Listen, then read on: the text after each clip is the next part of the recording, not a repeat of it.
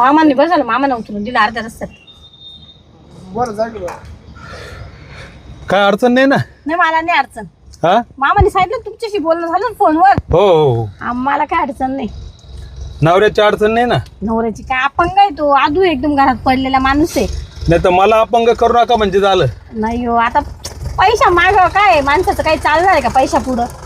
बरं दिवाळीसाठी पैसे लागते का? दिवाळीसाठी पाहिजे. दिवाळी नंतर मग काम होईल ना? हा मग दिवाळीनंतर लगेच लग्न होईल ना?